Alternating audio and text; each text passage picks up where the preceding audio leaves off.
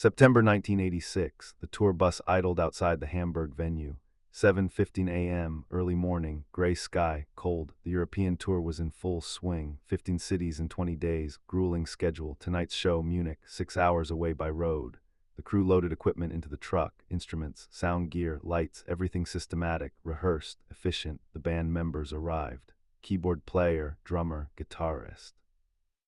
Bass player, all carrying overnight bags, coffee cups, tired expressions. Morning people they were not. They boarded the bus, chose seats, middle section mostly, spread out, gave each other space, professional distance, comfortable silence. Then Dieter Bohlen arrived, dark jacket, sunglasses despite the overcast sky, headphones around his neck. He nodded to the driver, walked past the band members, chose a seat front section. Left side, window seat, settled in, pulled out a notebook, started writing, music notation, lyrics maybe, working, always working. The band members exchanged glances. Dieter was here, that meant Thomas would sit in back, that meant 6 hours of careful navigation, of being buffer, of existing in the space between two people who refused to acknowledge each other.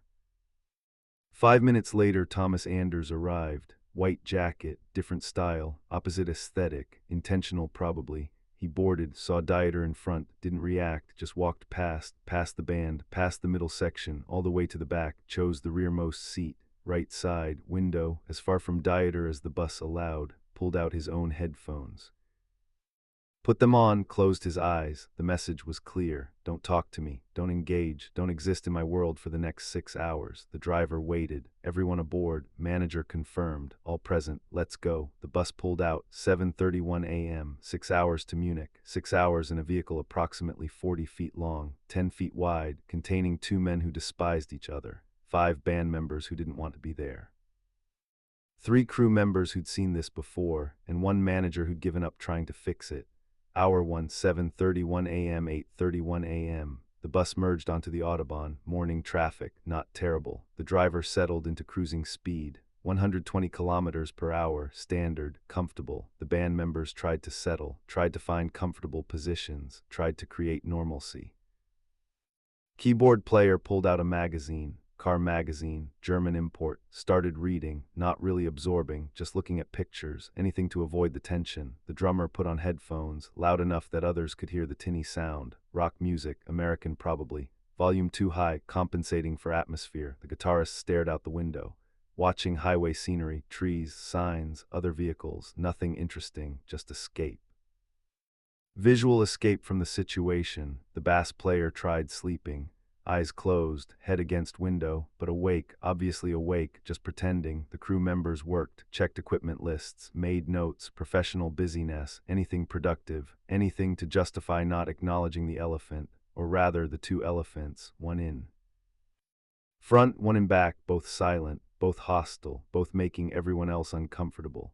The manager sat middle left, strategic position, could see both Dieter and Thomas, could monitor, could intervene if necessary, except it was never necessary, because they never interacted, never spoke, never acknowledged, just existed in parallel. The silence was specific, not peaceful, not comfortable, not the easy quiet of people content in their own thoughts.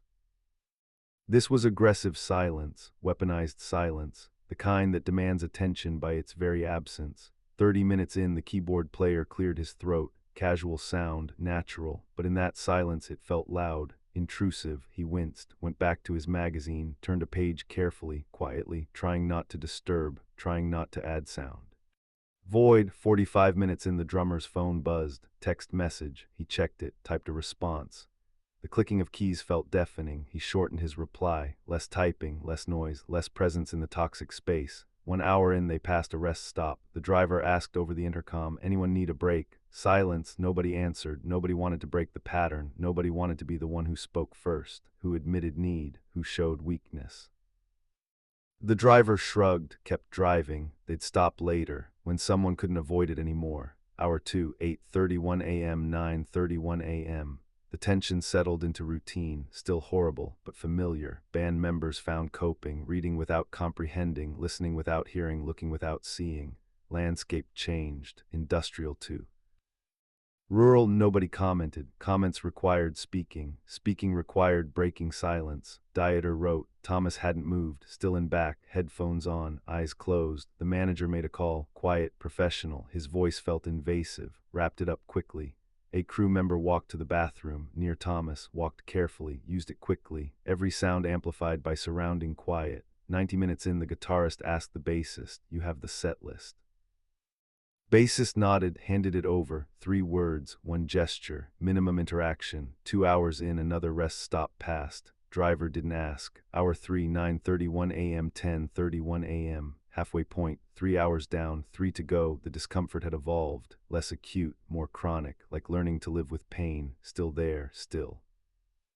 Awful but integrated, normalized. The keyboard player had finished his magazine. Started it again from the beginning, reading the same articles, looking at the same pictures, anything to occupy attention, to avoid thinking about the silence, to avoid acknowledging how unnatural this was. The drummer needed the bathroom, had needed it for 30 minutes, but didn't want to move, didn't want to draw attention, finally couldn't wait, stood up, walked back, used it. Came back, sat down, nobody acknowledged, nobody reacted, just collective relief that it hadn't somehow triggered interaction. Dieter stopped writing, put the notebook away, pulled out his headphones, put them on, closed his eyes, joining Thomas in the pretend sleep protocol. Now both ends of the bus were in shutdown mode. The middle was trapped, witnesses to dysfunction, unable to fix it, unable to escape it, just enduring it. The manager checked his watch, 10:04 a.m., 2 hours 56 minutes to go. He did math in his head, converting to minutes, to seconds, anything to make time move faster. Didn't. 3 hours 30 minutes in, a car cut off the bus, sudden, dangerous. The driver hit the brakes, hard. Everyone lurched forward, natural reaction, surprise. Fear, the bassist said chase, loud, reflexive, German curse, then immediately regretted it. The sound had broken the silence, had violated the unspoken agreement. Everyone tensed, waited. Would this trigger interaction? Would Dieter or Thomas acknowledge it, react, speak? Neither moved, neither responded, neither broke character. Bassist relaxed, crisis averted, silence maintained. The guitarist leaned over, whispered, "You okay?" The bassist nodded, appreciated the concern, hated that even whispers felt transgressive in this environment. Hour 4, 10:31 a.m., 11:31 a.m. The landscape had changed again, more rural now, fields, small towns, countryside, pretty in theory, nobody appreciating it in practice. Hard to enjoy scenery while trapped in mobile psychological warfare. The crew member pulled out lunch, sandwich, wrapped in plastic, thought about eating it, thought about the sound of chewing, of unwrapping, of existing audibly, put it away, wait until Munich. The keyboard player's phone rang, he looked at it. His wife, he wanted to answer, wanted to hear her voice, wanted normalcy, but talking on the phone in this silence, unthinkable. He rejected the call, texted, "On bus, we'll call later." She'd understand. She always understood when tour got weird. The drummer had a revelation. This was psychological experiment, social study. How long could people endure enforced proximity with unresolved conflict? How much discomfort could humans tolerate before breaking? They were data points, variables, results pending. The thought didn't help. Just made it academic instead of just awful. Dieter shifted position, stretched, the sound of his jacket rustling, of his movement. Everyone noticed, everyone tracked it peripherally. Was he getting up? Would he walk back? Would he accidentally interact? He settled back down, false alarm. Thomas hadn't moved in 2 hours. Statue, monument to stubbornness.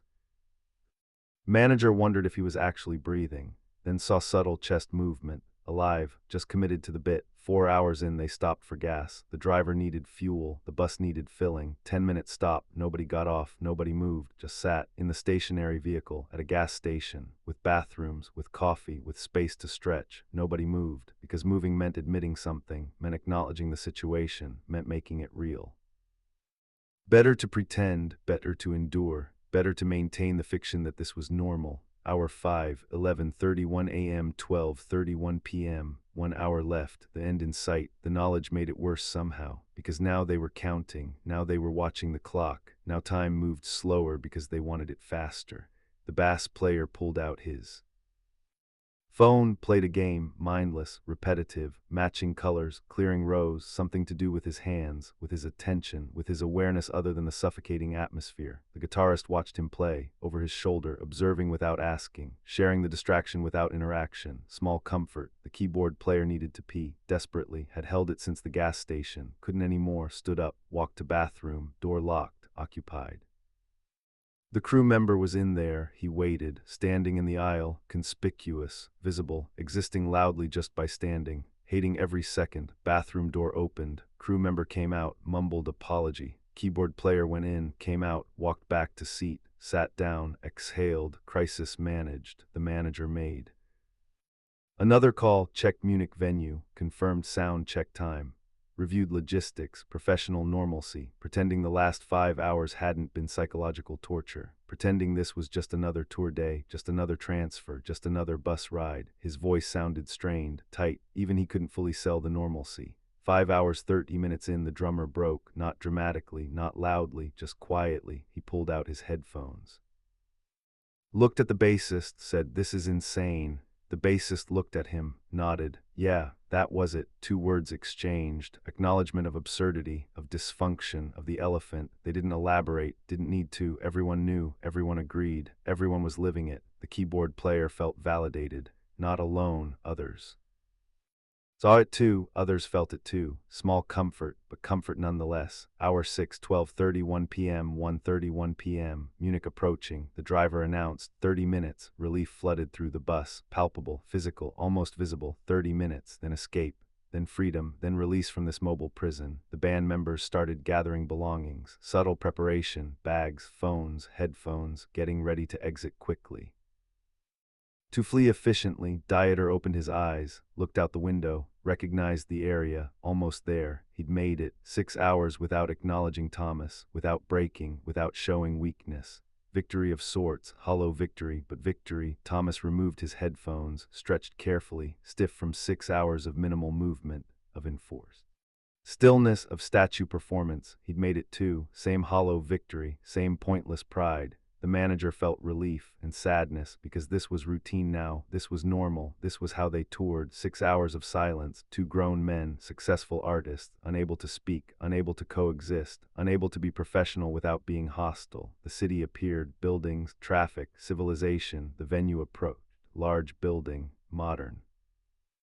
The tour truck was already there, crew unloading, setting up, doing their jobs, being normal. The bus pulled into the venue parking lot. Stopped, engine turned off. The silence broke with mechanical sounds, brakes, engine cooling, doors opening. Everyone moved simultaneously, gathering bags, standing, stretching, walking toward the exit. Dieter went first, off the bus, didn't look back, walked toward the venue entrance. Manager behind him, discussing schedule, band members next, filing off, breathing fresh air, moving freely, escaping, grateful. Thomas last, always last, ensuring maximum distance. He stepped off the bus, looked at it. 6 hours, in that vehicle, with Dieter, without speaking. He walked toward the venue, different entrance, different path, different world. The driver cleaned the bus, found a forgotten magazine, a dropped pen, normal debris, but the atmosphere lingered. The tension remained, like residue, like stain. 6 hours of silence left traces. That night's show was professional, perfect. They performed together, smiled. The audience had no idea about the bus ride. After the show, separate buses, always separate, band members finally able to talk. That was the worst one yet, the keyboard player said. 6 hours without a single word. How do they do it? Nobody had answers. Pride, stubbornness, ego, hurt. The next day, another city, another bus, another 6 hours. Similar silence. The tour continued. 15 cities, endless silence. The 1987 breakup surprised nobody who'd been on those buses. The partnership was dead long before the official announcement. Dead somewhere between Hamburg and Munich. Years later, neither Dieter nor Thomas mentioned the bus rides. Private shame, mutual failure. The 1998 reunion changed logistics. Contract stipulated separate transport. Learned lesson, no more enforced proximity. They could work together as long as they didn't have to exist together. The reunion succeeded partially because of this. The 2003 final breakup was calmer, cleaner, both men older, wiser, able to acknowledge what they'd always known. They worked well together professionally. terribly together personally, and that was okay, that was acceptable, that was honest, no more bus rides pretending otherwise. In 2012, a German music documentary interviewed the tour band members. Asked about the modern talking era, the keyboard player hesitated, then said the music was great, the shows were incredible, the bus rides were hell. The producer pressed, "Can you elaborate?" 6 hours, same vehicle, two men who wouldn't speak, wouldn't acknowledge each other, wouldn't coexist. We were trapped between them, witnesses to dysfunction. It was professional. It was successful. It was absolutely miserable. The clip didn't make the final cut. Too honest, too uncomfortable, too revealing of the reality behind the success, but the band members remembered. The crew remembered, the manager remembered. 6 hours, Hamburg to Munich, September 1986, the longest short journey any of them had ever endured, not because of distance, but because of silence. The toxic, aggressive, weaponized silence of two people trapped together who refused to acknowledge each other's existence. Success requires many things: talent, work, dedication, luck, but sustainable success requires something more, requires the ability to coexist, to communicate, to be in the same space without making it unbearable for everyone around you. Modern talking had the first list, lacked the second, the bus rides. Proved it 6 hours at a time. Every tour, every city, every transfer, moving forward geographically, stuck emotionally, unable to break the pattern, unable to change the dynamic, unable to just speak. The silence said everything about pride, about stubbornness, about the cost of success built on broken foundation, about what happens when professional partnership exists without personal respect, about the impossibility of sustaining what you can't stand. 6 hours, 40 feet, two men, 0 words. That was modern talking, in a vehicle, on a highway, moving forward, going nowhere, together, apart, professional, broken, successful, failed, all at once. The bus ride encapsulated everything, the contradiction, the dysfunction, the impossibility. 6 hours of silence, in a moving vehicle that never actually moved them anywhere except further apart.